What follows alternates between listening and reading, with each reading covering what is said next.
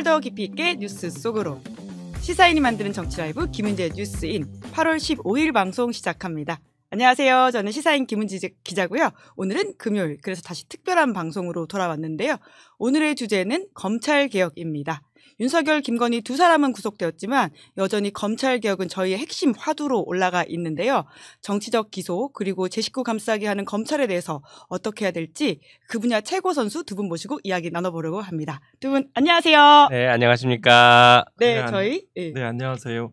그 윤석열 검찰 정권 때 그 어둠 밤 검찰 개혁의 등불이셨고 그 새로운 정부 출범 후에는 검찰 개혁의 등대 역할을 하시는 김용민 의원과 함께하게 돼서 네, 영광입니다. 와, 이 정도의 격차는 네. 저도 뭐 해야 되나요? 등불 가득해. 네. 김용민 의원님. 그 진짜 그 거친 윤석열 검찰총장 시절을 정말 온몸으로 저항하면서 막아냈고 또 그 과정에서 수많은 잘못과 비리들을 횃불처럼 밝혀주신 우리 한동수 변호사님과 함께해서 저도 영광입니다. 야, 오늘 아름다운 시작입니다. 네, 두 분의 이 조합을 모시기 위해서 저희가 부득이하게 녹화로 진행을 하고 있고요. 편집 없이 내보낸다라고 하는 양해 말씀을 드리면서 이 대검 감찰부장을 지냈고 윤석열의 쿠데타 시도를 가장 누구보다 빨리 예견했던 한동수 변호사님의 이 보는 눈이 밝다라는 점을 생각해보면 등불과 등대라고 하는 이야기는 오늘 예사롭지 않겠다라는 생각이 들기도 합니다. 특히나 이제 국회에서 이제 여당 법사위 간사를 김용민 의원이 맡고 계시기 때문에 오늘 나눠볼 이야기들이 더 풍부할 것 같다라는 생각이 들고요. 또 대검감찰부장 지냈던 한동수 변호사님도 그 사이에 민주당 윤리심판원장이 되셨어요. 네, 예. 잘 부탁드립니다. 네. 민주당의 윤리와 기강을 잡기 위해서 엄격하게. 네, 심판원장 이거 부임하자마자 중요 사건을 이렇게 결정하게 되었습니다. 네, 이춘석 의원 네, 공정하고 투명한 정당 민주주의를 위해서 일조를 하겠습니다. 네, 그렇습니다. 이 두 분의 이야기들로서 이 현안들을 더 깊이 있게 짚어보는 시간을 가지도록 하고요. 근데 무엇보다도 이제 김건희, 윤석열과 관련된 이야기를 두 분이 오랫동안 지적을 해주셨는데 김건희 씨 구속의 의미는 또 남다르다라는 생각이 듭니다. 이에 대한 좀 의미 총평을 좀 먼저 들어보고 싶은데요. 김용민 의원님 먼저 해주시겠어요? 예. 김건희 구속을 통해서 이제 내란 수계 윤석열 구속, 그다음에 국정농단 수계 김건희 구속이라는 것이 이제 마무리가 됐죠. 물론 이제 사건의 수사는 이제 시작입니다. 본격적으로 주범들을 드디어 잡았기 때문에 수사는 이제 시작인데 그래도 가장 핵심적인 그 두 주범을 일반 시민들과는 격리를 시켰다라는 의미가 저는 매우 크다고 봅니다. 그리고 지금 이 사건을 짧게 말씀드려보면 성격이 윤석열 정부에서 발생했던 이 사건들은 전두환의 내란과 박근혜의 국정농단이 결합된 사건이거든요. 전두환과 박근혜. 예, 전두환의 내란은 윤석열의 내란을 저지른 것이고요. 박근혜 때 최순실의 국정농단은 지금 김건희가 호가호위하면서 국정농단을 저지른 것이죠. 하지만 그 사건의 파장 효과나 파급력이나 이런 것들은 훨씬 더 크고 중대할 수 있다라고 저는 보고 있습니다. 어쨌든 간 이 두 가지 사건, 결합된 사건들의 각각의 수괴들을 구속했고 우리 사회로부터 격리를 시켰기 때문에 이제 새로운 단계로 나갈 수 있는 출발점이 됐다 이렇게 보고 있습니다. 예, 드디어 그 출발에 저희가 계엄 후 8개월 만에 서게 됐다라는 것도 의미심장하다라는 생각이 드는데 한동수 변호사님은 이 사건이 워낙 우리가 외신에도 관심이 많다 보니까 외신과도 인터뷰를 좀 하셨더라고요. 네, 그 4대 통신사 중에 하나인 로이터 통신하고 이제 12.3 불법 계엄 직후 탄핵 국면에서 그 인터뷰 요청이 와서 이야기를 하였습니다. 그때 그 취지는 결국 김건희가 지금 이제 우리 그 김 의원님께서 이제 각수계라고 표현하셨는데 저는 공동수계라는 견해를 가지고 있습니다. 그 내란 특검, 내란 외환 문제하고 그 다음에 그 김건희의 각종 권력형 부패와 권한 남용 그리고 이런 거에서 공동의 공동 정범이다. 포괄적이고 전체적인 공범관계에 있다라는 인식을 가지고 있습니다. 이런 것들은 대검 이제 감찰부장 경험에서 비롯되는데요. 그때 인터뷰 내용들의 그 요지는 국내 뭐 2대1의 뭐 기자가 이제 하셨기도 하셨던데요. 그 김건희가 윤석열을 선택하였다. 야. 네, 그거를 이제 뭐 네. 야, 사실 외신들 입장에서는 깜짝 놀랄만한 네, 이야기인 네. 것 같아요. 뭐 이제 거기도 굉장히 이제 외신 인터뷰고 이래서 굉장히 좀 익숙한 분이죠. 저기 그래서 김건희 씨가 윤석열을 선택했고 그 대통령이 되고자 하는 전략과 그 에너지들을 그녀가 그에게 주었다라는 예. 취지인 거죠. 물론 이제 윤석열 이제 검찰총장 시절에 내가 쿠데타를 일으키겠다는 내적 욕망들이 있었고 그 욕망들을 김건희가 잡아내서 그것을 충동질해서 그런 전략과 에너지들을 시켰던 거죠. 그래서 저는 명태균 씨의 여러 가지 진술에 대해서 신빙성 판단들의 여러 가지인들 각도로 접근해 가시고 또 비판적으로 검증하고 계시긴 하지만 네. 그래도 거기에 직관적인 의견 내지는 김건희로부터 직접 들었던 말을 저는 기억합니다. 장님 이게 다 보도되었습니다. 예. 그 장님 무사 예. 어깨 위에 올라탄 안전뱅이 주술사, 야. 주술쟁이죠. 예. 사실. 지금도 뭐 김건희의 어머니 최은수는 그 개인 법당을 차려놓고 굿하고 있을지도 모르겠어요. 기도하고 향불을 켜놓고 그런 거 하고 그 다음에 대통령이 되기 전에 오빠 윤석열을 뜻하죠. 인사권과 공천권을 50대 50으로 나누기로 하였다는 그 김건희의 말을 자기가 직접 들었다. 이런 취지의 진술을 한 것이 보도에서 그렇죠. 보았습니다. 요거는 공동 정권이고 그러니까 전체적으로 내가 대통령을 잡고 대통령을 윤석열이 되고 다음은 그 5년의 임기가 끝나기 전에 마지막에 하면 안 되잖아요. 한 3년쯤 돼서 그 비상계엄을 해서 이런 제 상황들에 대해서 전국을 장악한 다음 예를 들어 국회를 해산하거나 비상입법기구 쪽지 있잖아요. 예. 쪽지가 아니죠. 뭐 A4 용지 그 지시문들을 공유해가면서 이런 전략들을 해서 결국 김건희가 대통령을 해서 계속 어떤 독재를 지속하고자 하는 이런 내적인 은밀한 모의들 둘만 있지 않을까라는 저의 뭐 이런 경험들을 파편적인 경험과 이런 정보들을 종합해서 이런 추론들을 가지고요. 그리고서 이 김건희 특검에 나오는 각종 비리, 부패의 측면도 있거든요. 예. 결국은 돈에 대한 탐욕과 자리에 대한 욕심은 사실은 본질에 있어서는 똑같거든요. 뭐 공무원들이 열심히 해서 적극적으로 높은 자리에 올라가고자 하는 적극적인 긍정적인 명예심을 제가 뭐 탓하는 것은 아닙니다.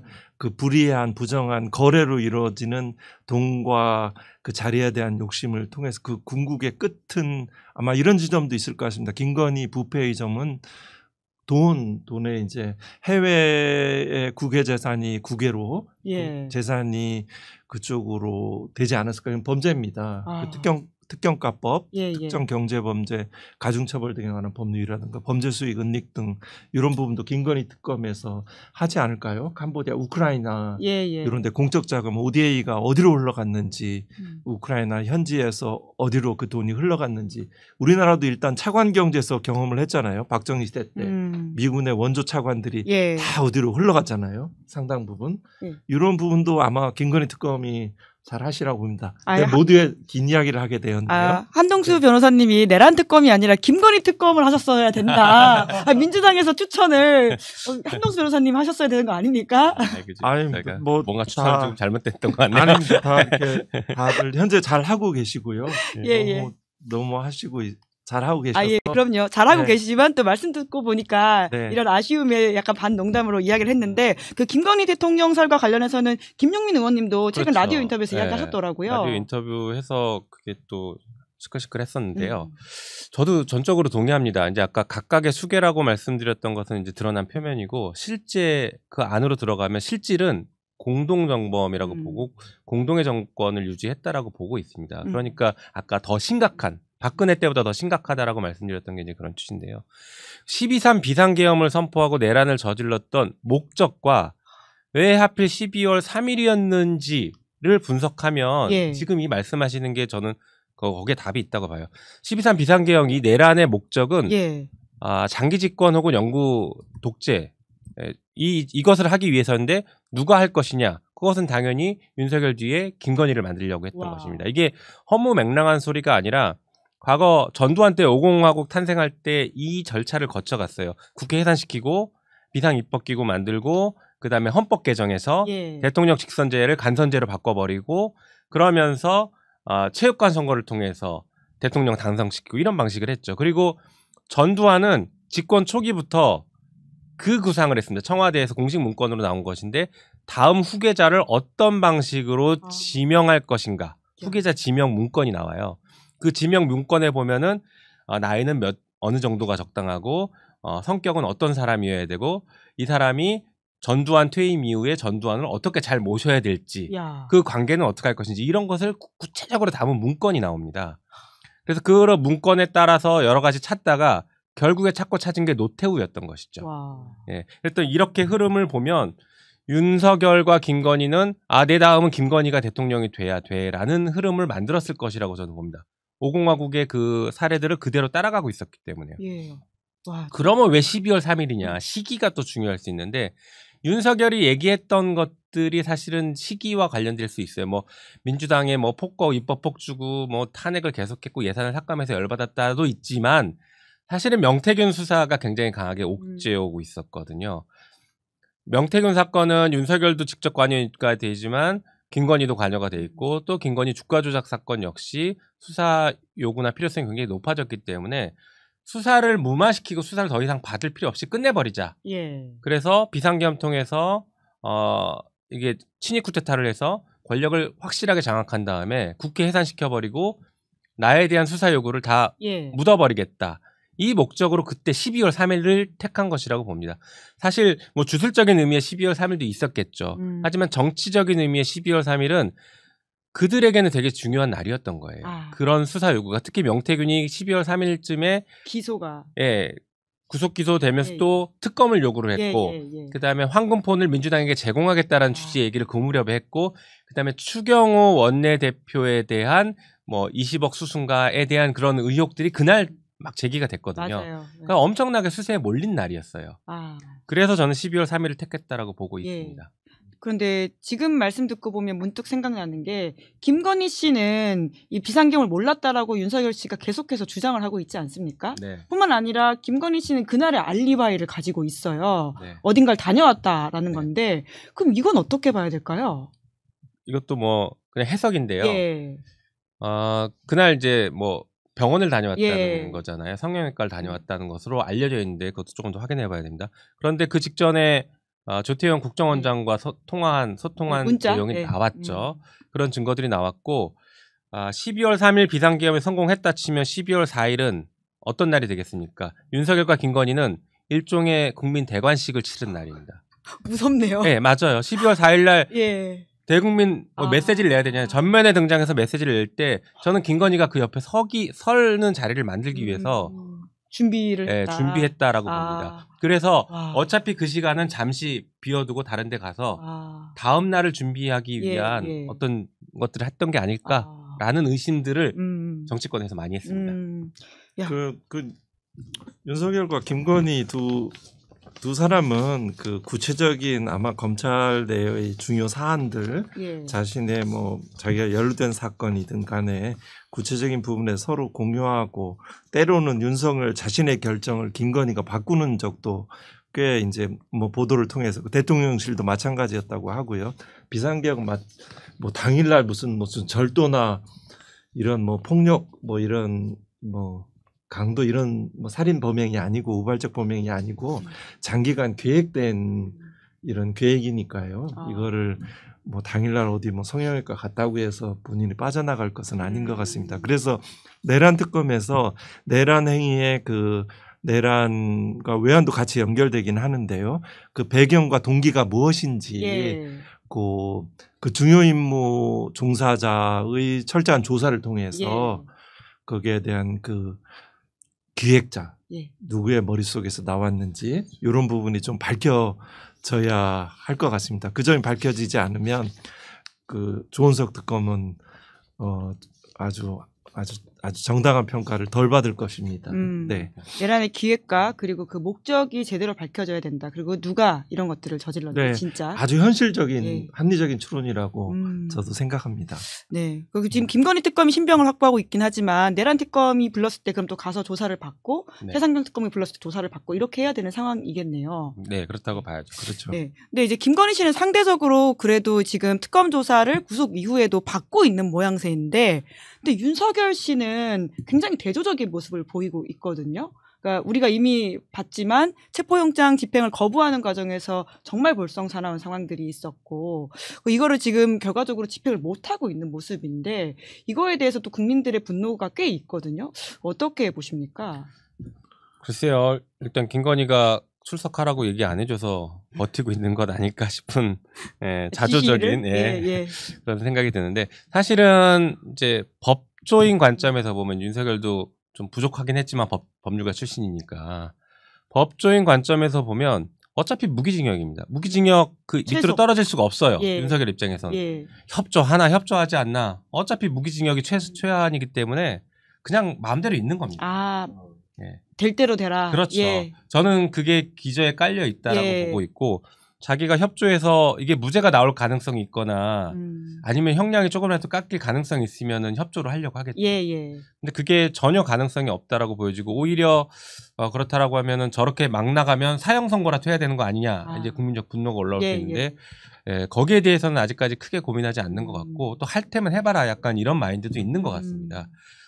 그래서 이제 동네 골목대장의 마인드와 법적인 지식이 결합돼서 이렇게 지금 막 나가는 행동들을 하고 있는 게 아닐까 싶습니다. 그렇기 때문에 저는 공권력이 굉장히 강도 높게 강하게 접근하고 집행을 해야 된다고 봅니다. 그러니까 공권력이 무섭다는 것이 윤석열도 체감을 해야 되는데, 그러니까 아버지가 호수를 때렸을 때 무서워했던 것처럼 공권력이 강하게 이 사람에게 어떤 강제력을 행사할 수 있다는 것을 체감하면 사람이 달라지거든요. 근데 그 강제력을 행사하다 주저주저 하다 보니 무서울 게 여전히 없다 이렇게 생각합니다.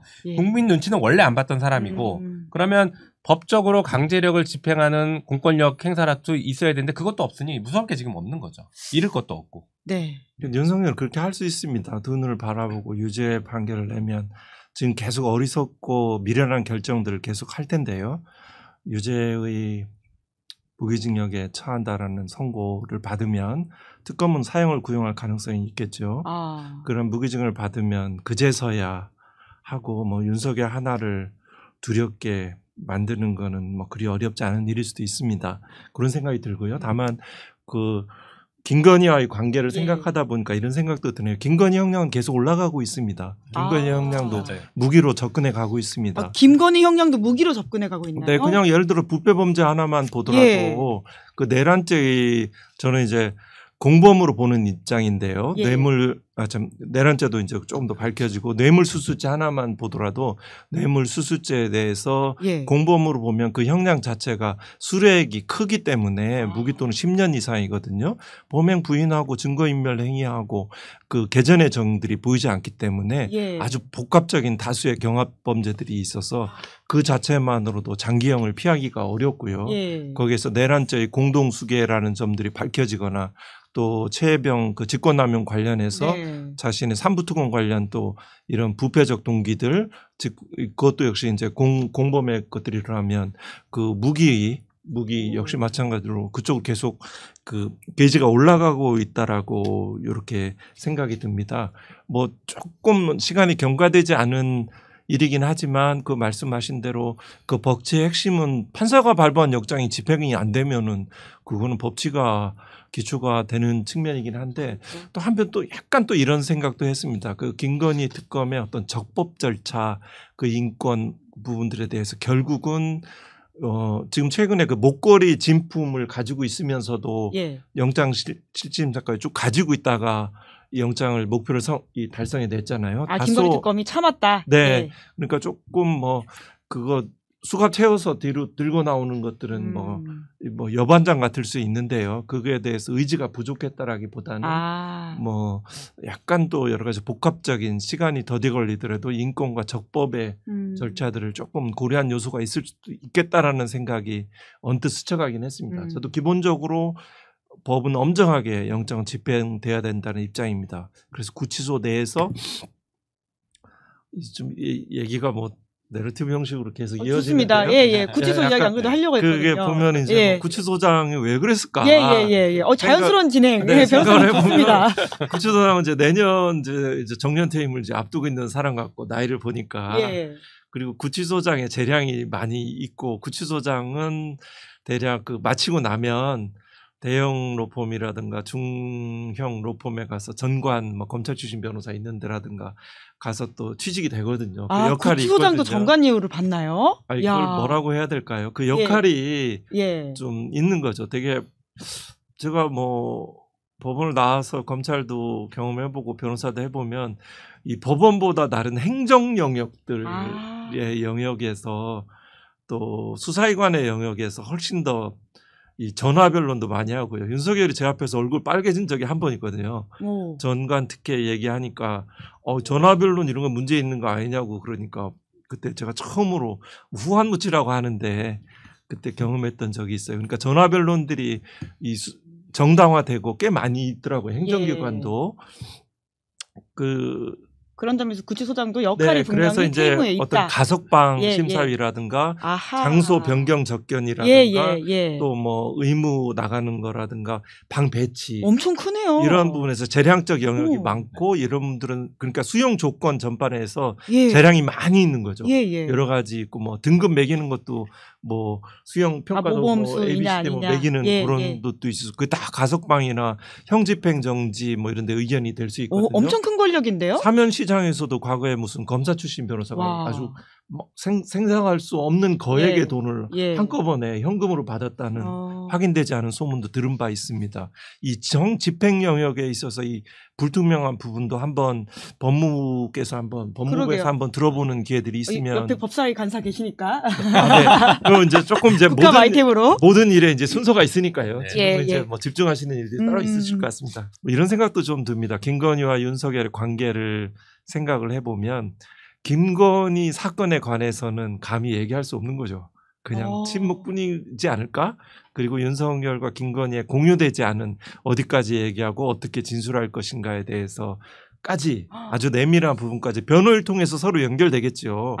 그 외에도 둘만이 아는 또 이런 부분들도 있을 수 있겠다. 김건희 사건에 대해서는 뭐라고 진술을 입장을 표명하기가 좀 어렵지 않을까. 이런 생각도 듭니다. 반면에 김건희는 뭐 그런 말도 하시죠. 삶이 거짓말이라고. 지금까지 그렇고. 뭐 심지어 목도리도 가짜로 냈으니까요. 네, 그때 마지막 이제 판사가 보통 영장 신문 쓰니까 그러면 목걸이 받았나요?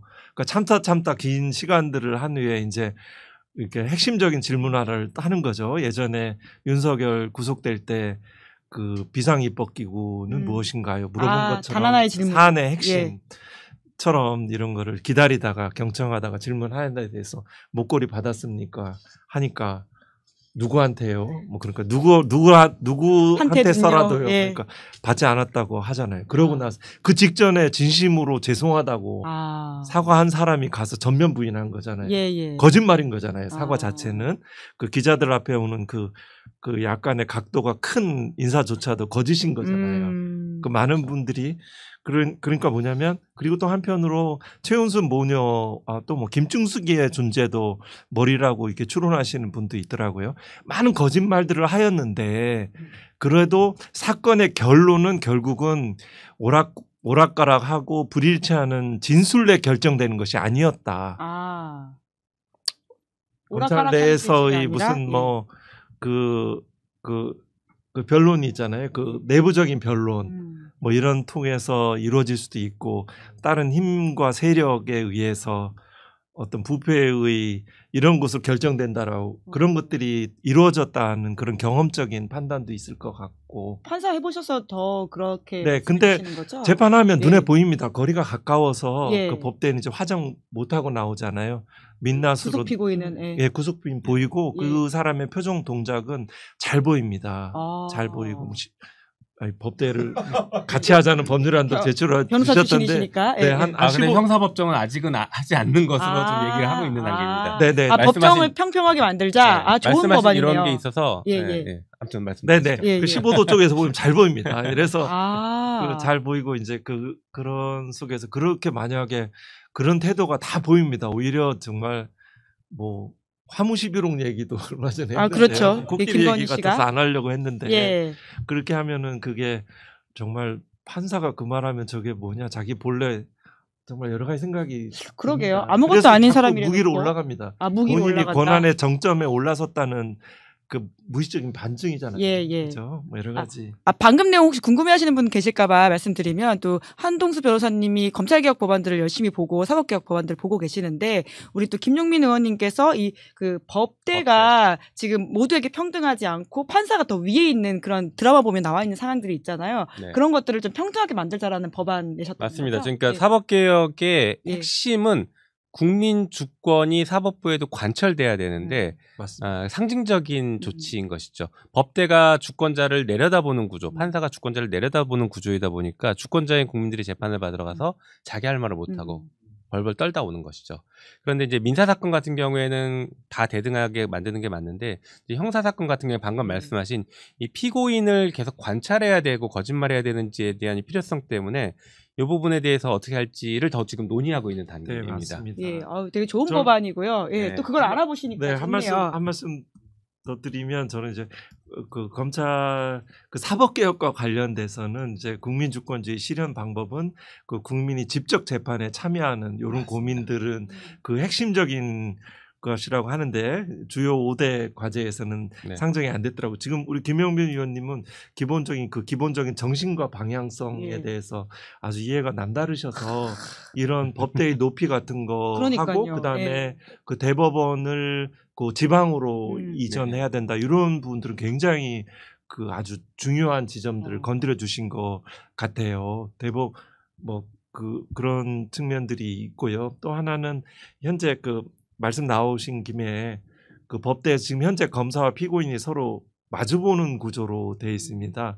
미국 법정 영화라든가 일본도 검사와 당사자들이 이렇게 법대를 앞에 이렇게 나란히 서 있습니다. 그렇죠. 이게 일렬로 있죠. 이렇게 서 있습니다. 그러면 이제 어떤 뭐 태도 준 것도 더 잘 볼 수 있고 정말 실질적인 당사자 대등 구조가 되는데 그때 아마 그 검사 출신 법사위원들이 이제 검찰의 힘이 셀 때니까 어떻게 피고인석에 옆에 있냐 그래서 마주보다는 쪽으로 현재 구조가 바뀌었는데요. 그런 지점도 함께 검토해 주셨으면 하는 희망은 듭니다. 눈 밝은 두 분이 계시니까 정말 탁탁 이야기해서 탁 치고 나오면서 이야기하니까 너무 좋네요. 이분 스스로 이제 등 뿌리고 등대니까요. 등불과 등대. 저는 그냥 국민의 한 사람. 횃불이십니다. 횃불과 등대 등불 오늘 점점 커집니다. 그 심신 건강 중요합니다. 그럼요. 그 법안 관련 이야기는 조금 뒤에다 조금 더 자세하게 해보도록 하고요. 그래도 특검 이야기를 하다가 법안 이야기 넘어가면 좋을 것 같은데 김건희 씨 이야기, 윤석열 씨 이야기를 한참 했는데 우선은 남은 이제 3특검 쟁점이라고 하는 게 좀 꽤 있어 보이긴 하거든요. 김종민 의원님이 보시기에는 우선은 3특검 쟁점을 좀 각각 짚어주신다면요. 네, 뭐 이제 내란 특검 같은 경우에는 이제 외환과 관련된 것 그리고 이제 국민의힘의 표결 방해 행위가 실제 있었는지, 그러니까 국민의힘의 관여도 이런 것들이 중차대한 문제인 것 같고요. 본질적으로는 아까 말씀드렸던 내란의 목적이 무엇이냐. 지금 헌법재판소의 탄핵재판이나 윤석열에 대한 기존 내란죄의 공소장에 보면 민주당이 잘못해서 내란을 저질렀다. 이렇게 돼 있거든요. 목적이 잘못됐습니다. 이유가. 그래서 그 이유가 장기 집권이었다. 영구 집권을 하기 위해서였다라는 것들이 밝혀질 필요가 있다고 봅니다. 그리고 김건희 특검 같은 경우에는 지금 뭐 얘기되고 있는 지금 이번에 영장에 청구된 3가지 범죄 이외에 수많은 범죄 사실들 그리고 검찰이 봐주기 했는지까지 다 들어가야 됩니다. 그리고 이 두 특검의 최종 종착지는요. 아까 말씀드렸던 장기 집권, 영구 집권과 그것을 하기 위해서 김건희 수사를 무마했던 것들이 하나로 뭉쳐져서 결국에 도달점이 저는 같다고 봐요. 그러면 둘 다의 공범이 되는 것이죠. 둘 다 두 특검에 다 각각의 중요한 공범이 될 가능성이 높습니다. 그리고 최혜병 특검은 지금 뭐 워낙에 소리소문 없이 잘하고 계신 굉장히 조용하게 다 이렇게 하고 계신 것 같아서 그 부분은 열심히 좀 응원하고 있습니다. 저는 그냥 그 쟁점 부분과 관련해서 그 어려움에 대해서 어려움 내지는 장애 이런 부분에 대해서 좀 생각을 해봤습니다.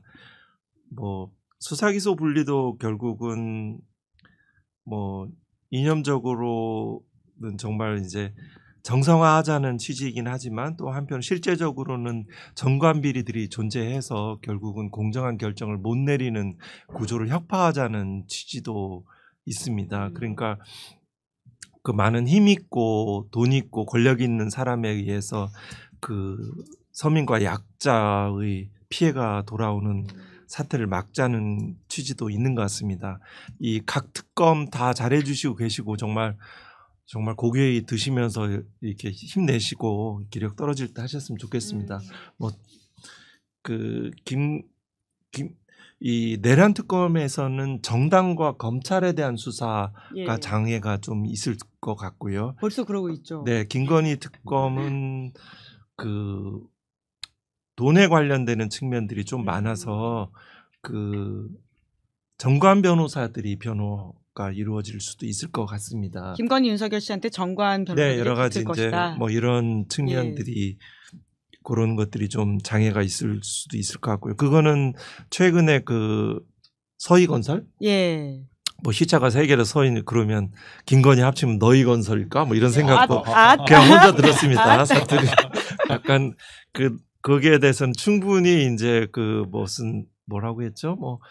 뭐 정관 출신 변호사가 어떤 또 그러니까 가족들도 뭐 사이도 판사하고 뭐 딸도 뭐 전직인가요? 뭐 검사도 있고 그러니까 여기에 대해 수기 과정을 통해서 집행유예 어떻게든 받아보려고 알선 증제 돈을 준 사람은 처벌하지 못하니까요.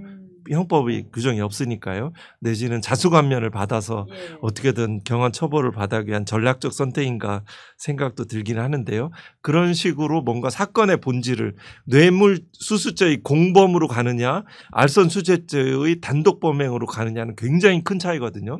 사건의 본질과 관련되는 문제입니다. 다행히 뭐 특검이 보도에 따르면 뇌물죄의 혐의점에 두고 수사를 계속한다고 하니까 특검도 제기를 가시는 것 같긴 한데 그런 어떤 여러 가지 뭐 대형 로펌도 뭐 충분히 선임 가능하니까요. 그 회사 대변에서 이런 또 장애들이 어려움이 있을 것 같고요. 또 종교도 있지 않습니까? 통일교 관련 종교 힘도 되게 크니까요. 예전에 종교 신천지 관련 수사도 검찰이 또 잘 못하고 물론 이건 정적인 계산도 있었지만 종교 수사도 좀 그런 측면에 장애가 될 어려움이 있을 것 같기도 하고 내란 특검은 뭐 꿋꿋하게 쭉 가고 계시지만 또 제가 모르는 세계이긴 하지만 뭐 제가 잠깐 뭐 군 법무관으로 뭐 병역을 필요한 적은 있지만 또 군 법무관의 세계들에 대한 수사도 역시 검찰에 준해서 혹시 또 경계해야 될 점이 있지 않을까라는 그거는 확인되지 않은 그냥 저의 가정적 장애입니다. 네, 그러니까 이러다 보니까 이거를 제 시간에 다 할 수 있나라는 생각이 당장 들긴 해요. 그럴 수 있죠. 안 그래도 특검에 대한 뭐 기간 연장이나 인력 보충 문제들이 문제가 제기되고 있는데 일단은 기간을 연장할 계획은 없습니다. 네. 그거는 특검 쪽에서도 아마 그 빨리 끝내고 싶어 하는 것 같긴 해요. 그러면 그 정해진 시간 내에 수사를 더 할 수 있게 인력을 보강하는 방식이거나 아니면 지금 몇 가지 실제 특검이 이제 공판에 관여하면서 발생하는 윤석열이 문제 제기하니까 문제가 되는 거 사실 문제가 아닌데 윤석열이 문제 제기하니까 불편해지는 것들이 몇 가지가 있습니다. 그래서 이런 것들에 대한 정리를 위한 특검법 개정은 필요한 것으로 보여서 특검법 개정을 지금 검토하고 있는 단계입니다. 네. 지금 말씀은 굉장히 되게 법사의 이제 간사 이제 책임성 있는 말씀이신 것 같은데 굉장히 일을 잘하시거나 아니면은 그 우려하듯이 무슨 정치적 목적으로 이 특검을 바라보고 있지 않다는 것을 그냥 자연스럽게 있는 그대로 표현하시는 것 같아요. 그 시간 내에 하는 것으로 압축적으로 처리를 해야죠. 수사의 범위와 시기를 정해놓고 뭐 조금 느슨하게 한다든가 이러면 공무원이 할 도리가 아니죠. 국민 할 수 있는 거 최선을 다해서 신속하게 종결하고 그래도 미진하면 또 다른 보완 내지는 또 검찰개혁 입법 후에 어떻게 검찰의 구조가 바뀔지는 모르겠습니다. 또 뭐 그쪽으로 또 보낼 만한 사건도 있잖아요. 뭐 김건희 관련 무슨 학력 위조 관련은 검찰로 뭐 경찰로 수사기관 이첩도 아주 그 현명한 결정처럼 그냥 느껴지더라고요. 또 집중해야 될 것과 지금 현재 수사기관이 할 만한 영역들을 분리해서 사고할 수도 있고 기한 내 하도록 아마 최선을 다하셔야 될 것 같습니다. 기한 내 하고 또 사건들을 다르게 이게 기관들이 할 수도 있을 것이다라는 말씀이신 건데 사실 김건희도 김건희인데 이제 우선은 구속이 됐으니까 이제 거기에 대한 시선이 조금 더 옮겨보자면 그런데 그러한 김건희를 봐줬던 이제까지의 검찰과 그리고 계엄 당시의 검찰의 역할은 어떻게 아직도 별로 안 드러났을까라는 생각이 들긴 해요. 그렇죠. 사실은 이제 그 사건들은 제가 볼 때는 우리 지금 변호사님 말씀하신 것처럼 약간의 뒤로 밀릴 가능성이 있어요. 왜냐하면 이게 본질이 확정이 돼야 예를 들면 김건희가 주가 조작한 것이 확인이 되고 명품백 수수가 범죄가 된 게 확인이 돼야 이 봐줬던 게 범죄로 인정될 수 있는 것들이 있으니까 그래서 이 주요 범죄들을 먼저 확정 짓는 작업부터 하고 있는 것으로 이해는 됩니다. 다만 이제 내란 특검 같은 경우는 이제 서울 고검을 사무실로 하면서 검사들에 대한 수사가 어려울 것 아니냐, 사실상 어려워지는 것 아니냐라는 우려들을 하고 계시는 부분이 있는데 그 부분은 저희도 뭐 민주당에서도 예의주시하면서 보고 있기 때문에 특검이 함부로 봐주기 하거나 하는 것들을 못하게 저희도 목소리를 계속 내도록 하겠습니다. 관련해서 이거는 공수처가 하셔야 됩니다. 이거는 그 검사와 경찰의 그 직권남용 직무유기 그 직무 관련 범죄하고 부패 범죄는 공수처가 지금 하셔야 됩니다. 지금 고발 사주 사건 그렇네요. 그 고발장을 윤석열 뭐 저는 뭐 김건희도 관여했으리라고 보는데요. 의견이에요. 그 당시에 감찰하셨으니까 그 사건에 충분히 대해서 잘 아시죠. 그 윤석열이 총장일 때 수사정보정책관 손준성 그 손준성 하나만이겠습니까? 거기에 뭐 그 단톡방에 있던 한동훈 또 누구죠? 권순정 등 그 관여자들이 지금 손준성 혼자 말도 못하고 혼자 지금 이렇게 괴로워하고 있겠죠. 옷 벗지 않습니까? 이제 뭐 수리는 안 된 것 같긴 합니다. 그런 고발 사주 사건을 지금 공수처가 하셔야 됩니다. 그렇지 않다면 반부패 수사기구로서 제 역할을 못하는 것이고 그렇네요. 또는 윤석열의 상당수의 검사와 수사관들이 장악된 기구임을 반증하는 것입니다. 공수처를 이 구조에 대해서 확대의 방향성은 맞지만 공수처가 이 역할을 해주셔야 되고 안 그러면 예를 들어 별도의 뭐 국수위도 그런 역할을 상정하신 것 같은데 또는 뭐 영국의 뭐 감찰청이라고 CPSI 이런 모델들로 한번 또 생각도 해보시는 참고도 돼야 될 것. 경찰에 대한 수사 견제도 또 영국의 경험을 하면 필요합니다. 이런 것들이 공수처가 현재 지금 고발 사주 사건을 충분히 수사할 수 있는데 안 하고 있습니다. 이첩하는 것으로 제 목소리가 조금 높아졌는데 엄정하게 말씀하신 사안이에요. 공수처가 제 역할을 하지 않고 특검에다 이첩하는 것이 공수처가 공수처를 비견하는 거 아닙니다. 월급 받잖아요. 그 국록으로 받고 차 좋은 거 타고 다니시잖아요. 어떻게 하루에 와서 수사를 하지 않으면서 그 월급을 그렇게 받을 수 있나요? 안 그러면 그만하셔야죠. 잘 못했다는 건 아닙니다. 물론 그 체포 과정의 그 역할과 그 자체만으로 많이 국민들은 자비로우시니까요. 좋게 이해하시긴 하지만 지금 공수처가 이런 역할도 하시고 제가 하나는 뭐냐면 직무유기 관련해서요. 지금 현재 직무유기 기록을 보면 직무유기가 판단 기준이 너무 느슨합니다. 잘 직무유기죄가 성립이 안 돼요. 그러니까 직무를 거부하거나 뭐 의식적으로 방임 포기하지 않으면 직무유기죄가 대법원 판단 기준에 의하면 처벌이 안 돼요. 검사들도 알아요.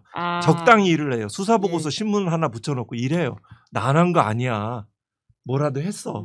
이러니까 직무유기죄로 처벌이 안 되거든요. 그래서 뭐 공소시효가 뭐 지나거나 이렇게 아주 객관적인 표지가 드러나지 않으면 징계조차가 현실적으로 쉽지 않은 것이에요. 그럼 뭐 수사 절차상 이렇게 보면은 뭐 하자면 할 수 있는데 현재의 구조화에서는 쉽지 않은 구조이기 때문에 그 지점에서 뭐 이렇게 뭐 살펴보셔서 법 왜곡죄라는 그 영역이 있는지도 한번 살펴보고 이건 뭐 과거 진상 중요한 결정과 그 행로에 보면 다 계시더라고요. 등불과 등대이신 저도 많이 배웁니다. 김 의원님이 다 하셨던 겁니다, 사실. 그래서 이제 그런 영역들이 있는지 뭐 그리고 뭐 이건 뭐 대법관 구성학의 다양성하고도 관련되는데요. 직무유기죄 판단 기준에 대해서 전압으로 진정으로 한번 고민을 한번 해보셨으면 그것도 좋은 제안이네요. 좋을 것 같아요. 예, 우리 예. 공소권 남용, 공소 선별적인 편파적인 권한 남용 쪽 기소에 대해서 공소기각 법리를 발전시키는 것이라든가 이건 엘리트 법관, 동종교배로 인한 엘리트 법관들은 이런 생각조차를 하길 기대하기 어렵습니다. 예. 이런 부분도 이제 대법관 증언 논의와 관련돼서 하시라고 봅니다. 제 얘기가 그냥 끝간데 없이 확장되네요. 중요한 포인트고요. 네네, 또 그게 중요한 다 말씀이세요. 김용민 의원님과 연결되는 이야기에 심지어 공소기각까지도. 네네. 왜냐하면 네네. 그렇죠. 이웅성 공소권 사건의 남용을. 공소권 남용 최초에 끌어내셨거든요. 대법원 판례였죠. 네, 네. 네, 다 연결되세요. 네. 맞습니다. 예. 하여튼 말씀하신 것처럼 그래서 법 왜곡죄가 굉장히 필요한 것이에요. 뭐 직권남용 혹은 직무유기는 워낙에 이제 제한적으로 보고 있기 때문에 인정되기가 어려운 영역이 있어서 법 왜곡죄가 필요하죠. 예를 들면 이번에 그 김건희 주가 조작을 무혐의했던 뭐 이창수 지검장이나 이런 사람들은 공범들이 다 처벌받았고 그다음에 관련 녹취록이 증거 속에 있었는데 오랫동안 일부러 발견하지 않았다 갑자기 발견됐지 않습니까? 이런 것들은 직무유기가 아니라 그냥 대놓고 봐주기 했다라고 해서 법 왜곡죄로 딱 떨어지는 사안들입니다. 예, 예. 이런 것들을 법 왜곡죄로 처벌할 수 있게 법을 지금 개정 작업을 빨리 하고 있는데 지금 검찰개혁법이 먼저 이렇게 진행되다 보니 거기에 약간의 후순위로 밀려 있긴 합니다. 하지만 제가 이제 법사위 간사로 있는 동안에는 최대한 빨리 그리고 반드시 처리를 할 생각입니다. 그것과 더불어서 사건 조작죄라는 게 별도로 있어요. 그러니까 법 왜곡죄와 사건 조작죄는 좀 다른데요. 사건 조작죄는 적극적으로 사건을 조작해내는 것을 말합니다. 예. 법 왜곡죄는 사건 조작의 개념도 있지만 소극적으로 누군가를 봐주려고 불기소하는 것들 이런 건 조작의 개념이랑은 좀 다르니까 이런 것들을 처벌하는 것이고 사건 조작죄는 우리 국가보안법에 있습니다. 국가보안법에 대공 사건을 수사하는 사람들이 누군가를 대공 혐의를 지우기 위해서 뭐 증인을 회유해서 거짓 증언을 하게 하거나 증거를 만들어내거나 하는 경우에는 동일한 형으로 처벌받게. 예를 들면 간첩을 조작해내면 간첩과 동일한 형으로 처벌받게 하는 이게 일종의 법명은 무고날조죄인데 사건 조작죄입니다. 그게 있어요. 근데 그것을 국가보안법에만 하지 말고 모든 사건에 다 확대하자라는 게 사건 조작죄의 취지고 그것도 이제 법사위에 계류돼서 논의를 하고 있는 단계입니다. 네, 그 디테일한 법안 이야기를 들으니까 또 국회가 열심히 일을 하고 있는 부분이 있구나라는 생각이 드는데 그 검찰개혁 이야기 안들도 좀 구체적으로 이야기를 할 필요가 있는 것 같긴 해요. 민주당에서 이제 추석 전까지 안을 내겠다. 네. 심지어 안을 내는 게 아니라 이제 완수하겠다 뭐 이런 이야기까지 나오고 있는데 그렇죠. 좀 상황들을 설명해 주신다면요. 네, 일단 안은 사실은 만들어져 있고요. 예. 지난번에 이제 그 7월 달에 이미 검찰개혁 4법을 발의했죠. 그게 1년 전에 검찰개혁 TF를 원내 TF를 만들었습니다. 예. 그 TF에서 논의해서 만들어 놓은 안을 조금 수정해서 발의한 것이라 이미 당에서 만든 안입니다. 예. 발의했고 그 이후에 검찰개혁 2차 TF가 만들어져서 제가 이제 TF 단장을 했는데요. 1차, 2차 둘 다 제가 단장을 했는데 2차 TF에서도 안을 다 만들었습니다. 확정했습니다. 확정해서 원내대표 보고나 이런 뭐 관계기관 조율까지 이제 맞춰놓은 상태였는데 이제 새로 당의 특위가 만들어졌죠. 예. 그래서 당 특위에 저희가 논의했던 것을 그대로 전달을 했습니다. 그래서 당 특위에서는 그걸 기초로 해서 조금 더 발전시키는 안을 아마 만드는 것으로 저는 이해하고 있습니다. 그게 8월 26일까지는 확정해서 발표하겠다라는 게 지금 당 특위 위원장의 공식 인터뷰였습니다. 그래서 26일 날 발표되면 그 이후에 법사위에서 좀 빠르게 논의를 하려고 합니다. 그리고 또 중요한 것 중에 하나가 9월 1일 날 입법 청문회를 하기로 했습니다. 9월 1일. 네. 예. 검찰개혁과 관련된 검찰개혁이 왜 필요한지를 구체적인 사례들을 들여다보거나 하는 그런 증인들을 불러서 개별 사건들의 증인들을 불러서 이런 사건들 때문에 검찰개혁이 필요하다라는 것들을 증언할 수 있는 입법 청문회를 지금 준비하고 있습니다. 한동수 변호사님 나가셔야 되는 거 아니에요? 저는 이제 제가 또 할 길이 다른 방식으로 도와주시면 되니까요. 그래서 그런 것들을 통해서 하여튼 당론법이 만들어지고 입법 청문회를 하면서 좀 빠르게 추진해서 9월까지는 9월 중순 정도까지는 본회의 처리를 목표로 하고 있습니다. 뭐 한 말씀 덧붙이면 이 검찰개혁 입법은 뭐 새 정부 들어서 뭐 급히 급조되거나 이런 것은 아니고요. 그 노무현 참여 정부 그때까지 올라가면 그때부터 연원이 길죠. 그 긴 세월에 많은 논의들이 있었고요. 그 속에서 검찰개혁의 큰 방향 결론들은 또 정해져 있고요. 그 속에서 어떤 절차적인 이런 과정들을 거치는 이렇게 보고 있습니다. 그래서 네. 이미 또 안들은 이미 충분한 여러 가지 경험들을 해왔고 거기에 대한 반대 논리들도 예. 다 뭐 그 기존에 또 반복됐던 이야기들을 또 듣게 됩니다.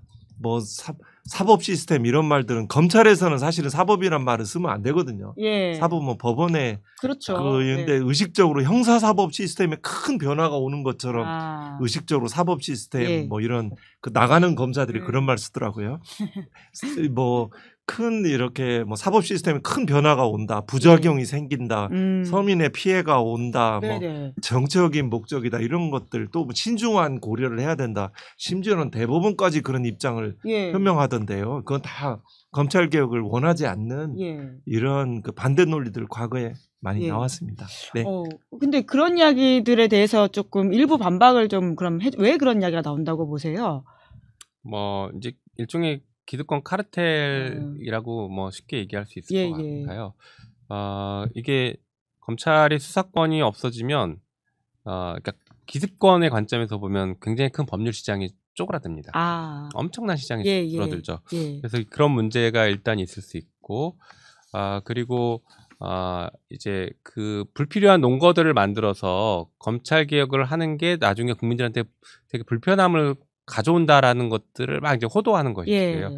근데 또 하나 이제 중요한 게, 그러니까 거기에 대한 대응책들은 이미 다 계획이 있고 만들어놨고, 그건 아직 구체적으로 지금 말씀을 못 드리겠지만 만들어놨습니다. 그리고 검찰 개혁이 지금 논의되는 거는 1단계, 2단계로 나뉘는데 예. 1단계는 조직법을 만드는 거예요. 예. 조직을 먼저 구성하고 검찰을 어떤 방식으로 폐지하고 어떻게 쪼개겠다. 이런 조직을 확정 지으면 그 조직 간에 운용되는 운용법이 별도로 있는데 그 운용법은 2단계에서 조직을 확정 지은 다음에 만들 것입니다. 예. 그래서 뭐 여러 가지 국민 불편 사항들이라든가 경찰이 이제 수사를 제대로 안 할 때 어떻게 할 거냐, 아니면 경찰이 수사를 폭주할 때 어떻게 할 거냐, 시간 끌면 어떻게 할 거냐, 이런 것들은 그 운용법에 굉장히 디테일하게 세세하게 담을 것이고 국민의 기본권을 보장하는 방법으로 충분히 좀 설계를 할 것입니다. 그래서 이런 것들도 다 시간 내에 가능하니 너무 걱정 안 하셔도 된다는 말씀을 먼저 드리고 싶습니다. 그리고 이제 진짜 핵심 중에 하나가 검찰이 지금 그 수사 기소가 분리되고 검찰청이 폐지되는 것은 더 이상 저항할 수 없다고 받아들이는 분위기인 것 같아요. 그러면 이들이 요구하는 베스트 안은 뭐냐? 예. 이 상황에서 자기들이 얻을 수 있는 가장 최선의 안은 예. 중대범죄수사청을 법무부에 두는 겁니다. 예. 중대범죄수사청을 법무부에 두면 기존의 공소청, 기소만 하는 검사들이 법무부 아래에 있고 수사를 하는 중대범죄를 수사하는 기관이 다시 법무부에 있으면 여전히 검사로 하나로 묶여있는 이 법무부 안에서 하나로 작동할 수 있습니다. 그래서 검사들은 중대범죄수사청을 법무부에 둬야 된다고 굉장히 강하게 혹은 우회적으로 로비를 통해서 얘기하고 있으니 중대범죄수사청을 법무부에 둬야 된다라는 것은 검찰의 입장이다라는 것을 좀 구별해 주셨으면 좋겠다라는 당부를 드립니다. 뭐 보안수사권이나 이런 것들은 그 부분도 쟁점이죠. 사실 쟁점인데 보안수사권을 없애는 것은 너무나 명확하게 저희 입장이 정리가 됐고요. 보안수사를 수사기관에 요구하는 요구권만 있습니다. 현재 기준으로는. 그래서 이거는 정리가 돼 있는데 중대범죄수사청을 법무부에 둘 거냐 아니면 행안부에 둘 거냐 아니면 제3의 곳에 둘 거냐는 아직 확정은 안 됐습니다. 물론 국정기획위원회에서는 행안부에 두는 아니고 저희가 그 발의했던 법에도 행안부에 두는 아니고 기존의 당 TF에서 만들었던 안도 행안부에 두는 안입니다. 지금 현재 당 특위에서는 어떤 안을 만들지는 조금 더 지켜봐야 될 것 같습니다. 네, 뭐 방금 잘 이렇게 말씀해 주셨고요. 저기 보안 수사 요구권이라고 말씀해 주셨는데요. 이거는 이제 검사가 직접 수사하지 않고 그걸 경찰을 통해서 이제 경찰이 보안 수사를 하도록 하는 요구하는 것입니다. 보안 수사 자체의 필요성 자체를 부인하는 것은 아닌 것으로 이해하고 있습니다. 뭐 지금 현재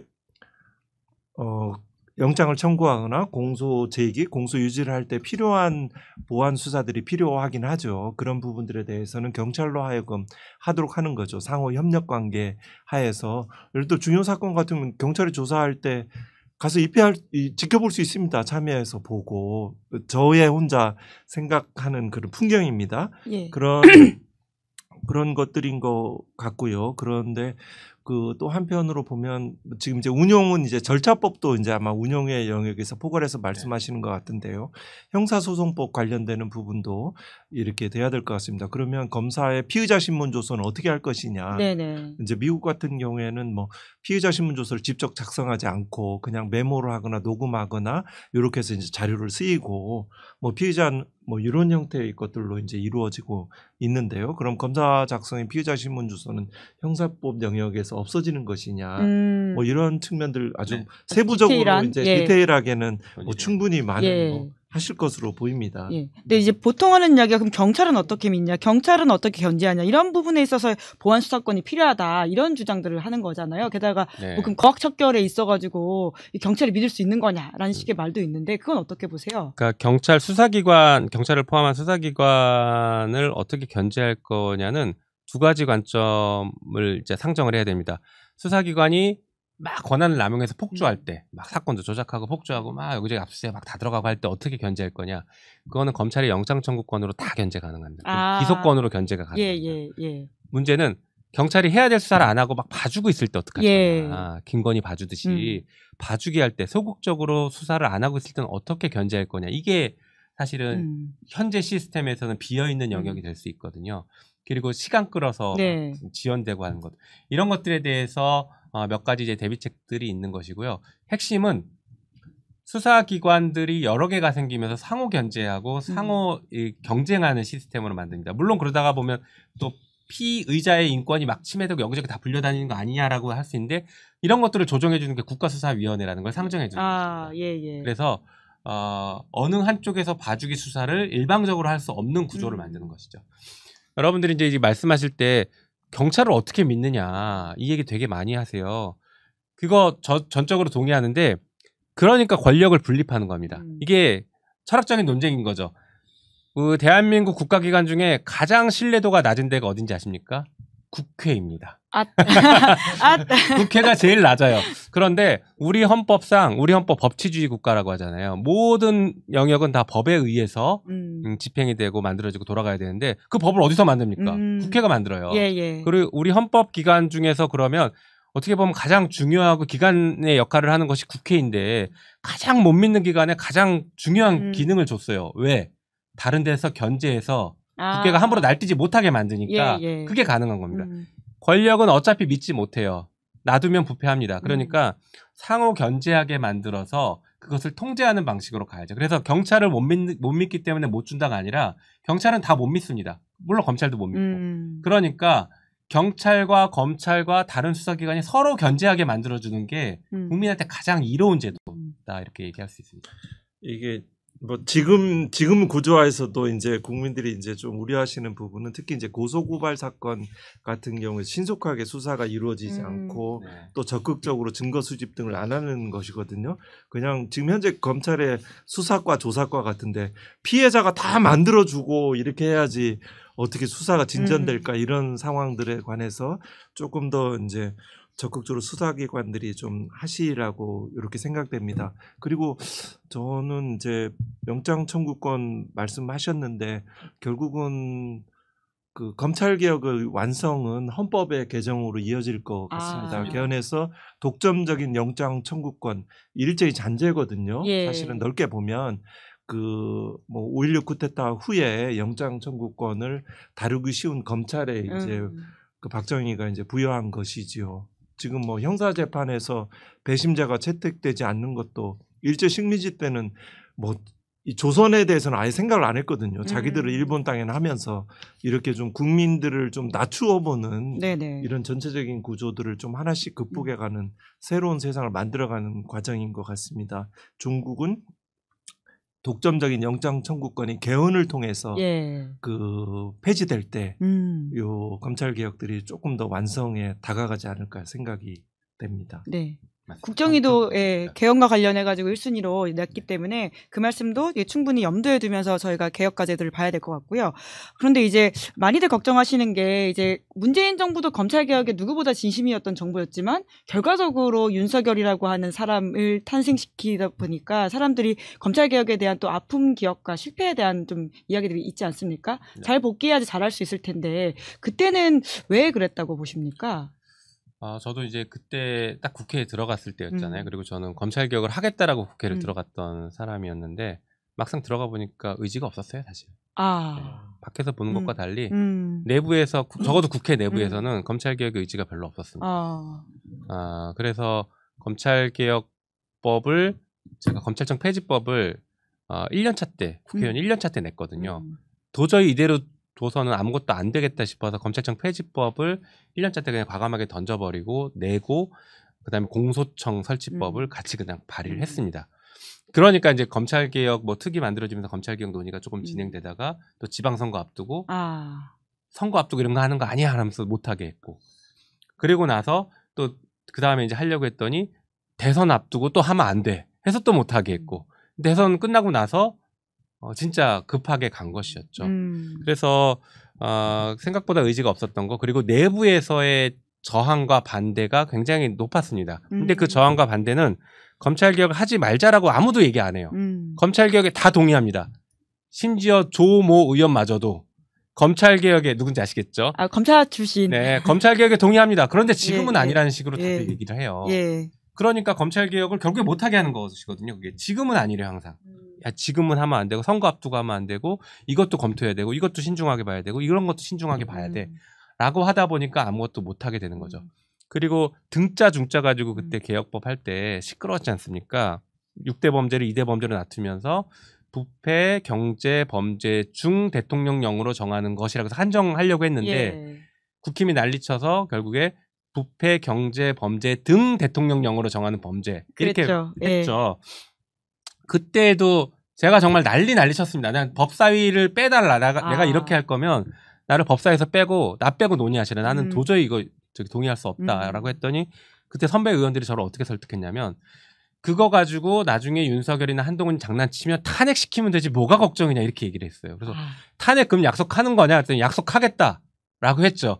그리고 나서 한동훈 법무부 장관 되자마자 그거 갖고 장난쳤을 때 제가 탄핵을 그래서 그때부터 외친 거예요. 그랬더니 탄핵을 다들 또 당내에서 안 하고 반대했죠. 그러니까 그런 흐름들이 계속 이어왔던 것이 검찰개혁이 실패했던 중요한 원인이었다고 저는 적어도 이제 국회 내를 말씀드렸습니다. 원내 상황이 굉장히 중요하죠. 왜냐하면 그 법을 통과하는 것은 원내이긴 하니까요. 맞습니다. 그 말 보면 제가 이제 대검에 있으면서 뭐 친문 검사 뭐 무슨 검사 또 공정하고 정의로운 유은혜 반기들은 이상한 사람 또 뭐 무식한 돌소리 별소리 다 들었는데요. 검찰하고 언론에서 그때 이제 문재인 정부의 이제 검찰 개혁이 실패 원인 생각하는 거는 지금 말씀하신 대로 당시 21대 국회가 검찰 개혁의 의지와 그런 것들이 좀 미약했다는 측면 또 하나 있고요.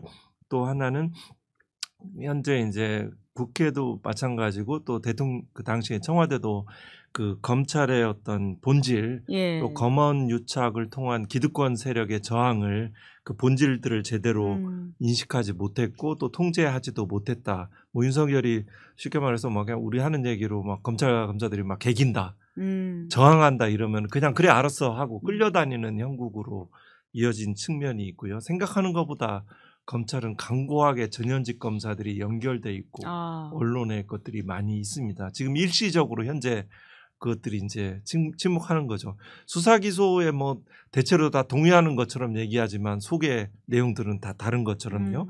그리고 그 당시에 개혁을 추진했던 그 문재인 정부에서 담당자들도 역시 어떤 가시적인 성과 도출을 위해서 최대 공약수 수준으로 이렇게 그냥 해놓고 갔던 것은 아닌가 싶은 생각이 듭니다. 그런 것들이 현재 이 완전한 좀 더 완전히 접근한 21대 국회의 성과 뭐 토대로 된 예. 것이긴 하지요. 네. 그 인고의 시간을 지나서 드디어 이제 숙성의 시간이 온다. 모든 게 때와 조건이 성숙돼야 됩니다. 예. 네. 라고 이제 저희가 생각을 해봐야 될 것 같긴 깨달아야 한데요. 됩니다. 예. 네. 이제 그럼에도 불구하고 여전히 이제 검찰 개혁에 대해서 우려하시는 시민들도 계시는 것 같고, 근데 왜 더 세게 못하냐 이렇게 기대를 하시면서 뭐라고 하시는 분들도 계시는 것 같은데 각각에게 좀 해주실 말씀 있으시다면. 검찰 개혁에 대해서 이제 우려하시는 분들은 지금의 이제 익숙한 이런 그 뭐 수사의 시스템이나 이런 것들에 대해서 불편해지는 것 아니냐, 혹은 지금 검찰 개혁을 일부 했더니 오히려 수사 기관이 너무 지연되는 것 아니냐, 또 피해자의 구제에 또 불편한 거 아니냐, 이런 말씀들을 하시는데요. 일단 형사 제도의 발전은 피의자의 인권을 보호하는 방향으로 발전해 왔기 때문에 검찰 개혁을 추진할 때 바라보는 관점과 피해자 보호의 관점은 일단 좀 방향이 조금 다릅니다. 결이 좀 달라요. 예. 그래서 피해자의 인권을 강화하는 쪽으로 우리가 이 방향으로 나가면 그 형사와 관련된 모든 절차를 효율성을 강조하게 됩니다. 네네. 그러면 수사권과 기소권을 합쳐야 되고요. 예. 더 나아가서는 기소권과 재판권도 합치는 게 가장 효율적입니다. 그런데 이거는 피고인의 인권을 무참하게 짓밟는 우리 현대 민주사회에서는 상상할 수 없는 일들이 발생하는 것이거든요. 그래서 피해자의 인권을 우리가 보호하지 말자는 게 아니라 지금은 검찰개혁을 논의하는 거면 검찰개혁 방향에 맞는 논의가 먼저 이루어지는 게 중요하고, 그 과정에서 피해자의 인권을 보호하는 장치들은 별도의 논의를 통해서 이것도 이미 지금 많이 가고 있습니다. 논의해서 이 균형을 맞추는 것은 충분히 우리가 가져가고 있다라는 것을 좀 자신 있게 말씀드리니, 너무 이 한쪽 피해자의 인권 보호를 소홀히 하는 거 아니냐라는 부분에만 너무 우려가 크지 않으셔도 괜찮다라는 말씀을 좀 드리고 싶습니다. 그리고 한편으로는 검찰개혁의 의미에 대해서는 단순히 이제 뭐 형사 사건을 앞으로 어떻게 처리할 거냐, 정관 비리가 어떻게 될 거냐, 이 관점으로 볼 게 아니라요. 우리 현대사에서 검찰이 차지하고 있는 위치를 생각해서 접근하셔야 된다고 생각합니다. 저는 검찰당을 해산시킨다라고 이해해 주시면 좋겠어요. 우리가 지금 내란 사건을 극복하는 과정에서 내란 정당 국민의힘을 해산하자라는 요구들을 시민들이 많이 하고 있지 않습니까? 근데 검찰은 그거보다 더 심한 정치 집단이었어요. 이거 공무원 사회라고 보면 안 됩니다. 정치 집단이에요. 모든 정치 사안에 다 개입합니다. 그리고 결론을 자기들이 원하는 방향으로 가져가요. 그러다 보니까 윤석열이라는 괴물 대통령까지 사실 검찰이 만들어낸 것이거든요. 그런 과정에서 이 정치 집단을 한 번도 국민한테 직접 권한을 위임받아보지 않은 이 정치 집단을 그대로 둘 것이냐? 아닙니다. 그래서 검찰당을 해산해야 됩니다. 이제 해산하는 그런 관점이라고 보시고, 이것이 정리돼야 앞으로 어떤 국가, 어떤 정부가 들어오더라도 이 정부가 검찰한테 수사받을까 걱정해서 정책을 제대로 집행하지 못하는 일이 발생하지 않게 해야 됩니다. 문재인 정부 때도 보면 검찰이 문재인 정부의 주요 정책에 대해서 수사를 계속합니다. 그랬죠. 그러니까 공직사회가 내가 지금 대통령이 하라는 거 했다가 검사한테 수사받으면 어떡하지? 이렇게 되니까 다 얼어붙고 성과를 못 내게 됩니다. 그 피해는 모든 국민에게 돌아가는 것이죠. 내가 형사사건에 개입할 일이 없으니, 나는 형사 수사 받을 일 없으니 검찰개혁은 나랑 상관없어라고 생각하시면 안 되고, 모든 정책에 검찰이 다 개입하면서 국민을 힘들게 만들어버리는 것이, 경제를 추락시켜버리는 거, 민주주의를 후퇴시키고, 그러니까 이런 것들을 없애기 위해서 검찰당을 해산시킨다라고 해주시면 좋겠습니다. 역시 검찰개혁의 등대 김용민 의원님의 정갈한 정리였고요. 또 횃불인 우리 한동수 변호사님도 말씀 부탁드리겠습니다. 지금 우리는 그 검찰과 언론, 법원의 폐해와 민낯을 다 목격했습니다. 지금 인권과 민주주의를 위해서 많은 분들이 희생하셨잖아요. 5.18 영령도 있고 수많은 감옥과 법정과 그 목숨을 내는 그 영령들을 기억합니다. 우리는 새로운 세상으로 가고 있습니다. 무슨 검찰청을 폭파 해체시켜서 없애버리는 것이 아니고 이 정상화하는 그 새로운 세상으로 가는 길에 갔습니다. 우리 시민들께, 외쳐주시는 시민들께 감사하고 함께하고, 또 우려하시는 분도 염려하실 필요 없습니다. 지극히 정상적인 나라로 가고 있는 것입니다. 그 과도한 검찰권, 불의와 부패와 불공정한 세상을 넘어가는 것입니다. 안전합니다. 더욱 좋아질 것입니다. 감사합니다. 네. 빛을 되찾는 날이라고 하는 광복절 8.15에 두 분의 이런 말씀을 들으니까 더 뜻깊고 많이 배웠다라는 생각이 듭니다. 앞으로도 계속 힘내주시고요. 또 응원하겠습니다. 고맙습니다. 네, 고맙습니다. 네, 감사합니다. 네, 김은재 뉴스인 8월 15일 준비한 방송 여기까지고요. 오늘 방송 재밌게 보셨다면 구독, 좋아요, 알림 설정 부탁드리겠습니다. 고맙습니다. 시사인이 만드는 정치 라이브 김은재 뉴스인 매주 월요일부터 목요일까지 오후 5시에 생방송됩니다. 구독, 좋아요, 알림 설정으로 함께해 주시면 큰 응원과 격려가 됩니다.